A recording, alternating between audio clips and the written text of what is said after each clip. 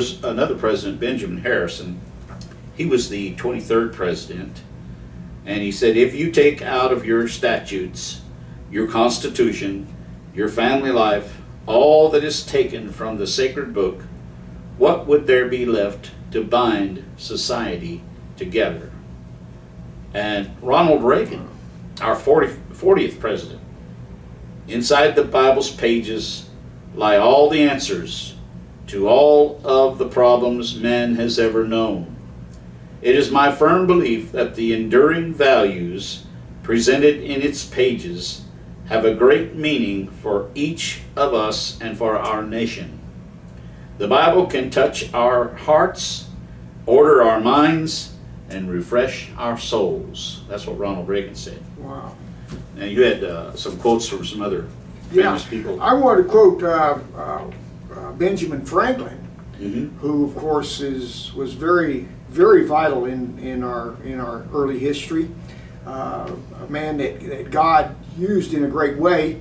It can be debated again whether he was really a Christian or a deist, but still vitally important in our early history. A great statesman and one of our founding fathers. And this is what he said: "Here is my creed.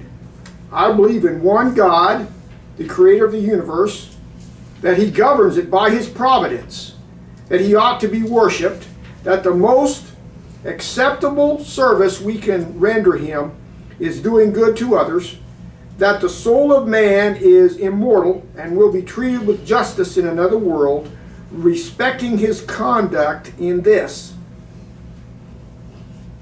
As to Jesus of Nazareth, I think his system of morals, as he left them to us, has the best the world ever saw or is likely to see." And again here, he just endorsed all of our Christian values. He endorsed the Word of God, that we do have that, and he endorsed just so many of the early early American history values that helped make America great. Another man, Alexander Hamilton, said, "I have carefully examined the evidence of the Christian religion, and if I were sitting as a juror upon its authenticity, I would unhesitatingly give my verdict in its favor. I can prove its truth as clearly as any proposition ever submitted to the mind of man." That was Alexander Hamilton. And here's Alfred Lord Tennyson: "I hope that the Bible will be more and more studied by all ranks of people and expounded simply by the teachers, for the religion of the people can never be founded on moral philosophy." So even Alfred Lord Tennyson realized the importance of the Bible in shaping the morals of mankind, of influencing the way that he lives. And we're talking about practicality of Christianity, how practical it is and how it affects our everyday life. Now, of course, again, that was Alfred Lord Tennyson. All right. I was looking at the meaning, the real meaning of the Constitution of the United States. It's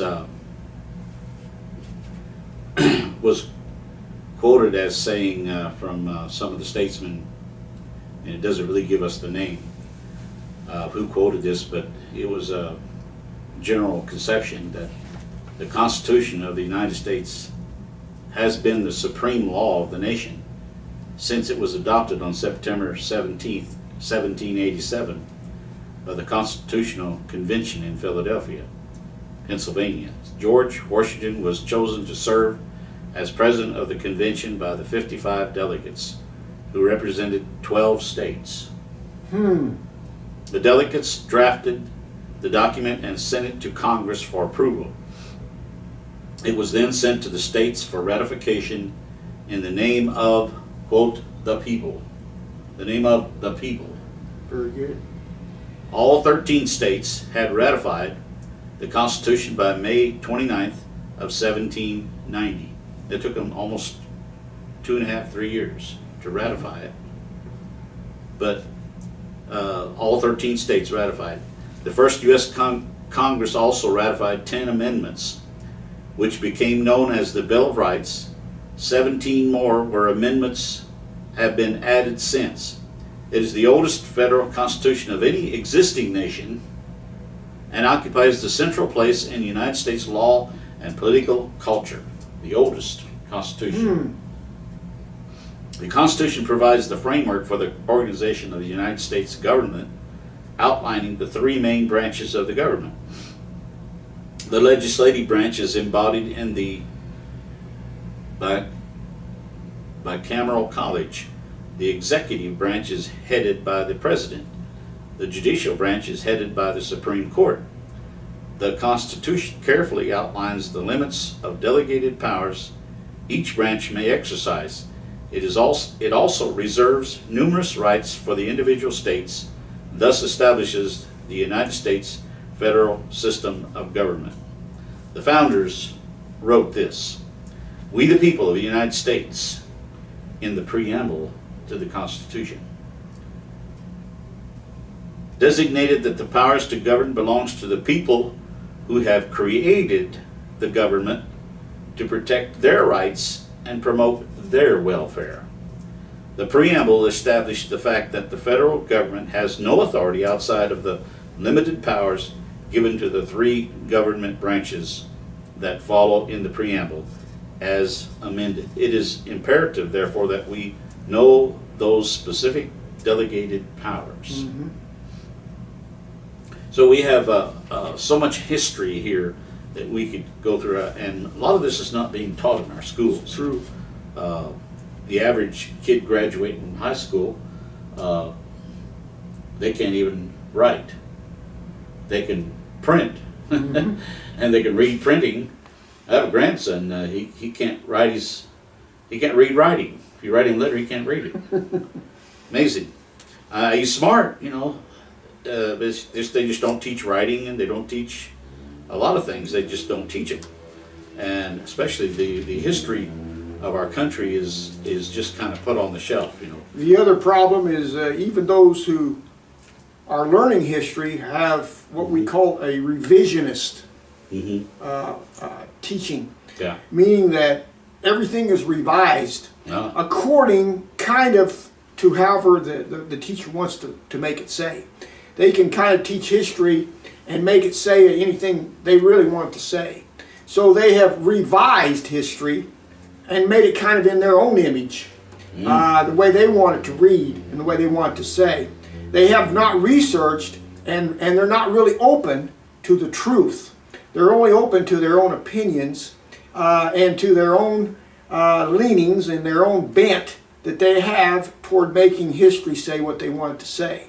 And this is to me is just a tragedy that students today are not being taught true history, the way that American history really was.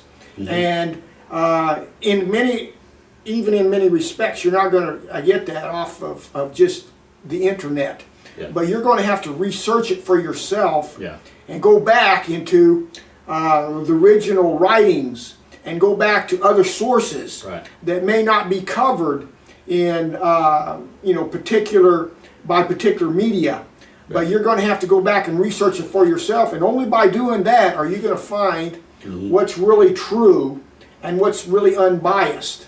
And this to me is very, very vital and important. That's why we're talking about this. We go back to our early roots and we find what God really intended for this country.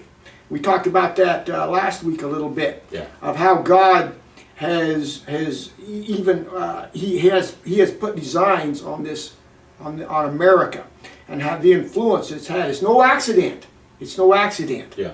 But God has designs for this country.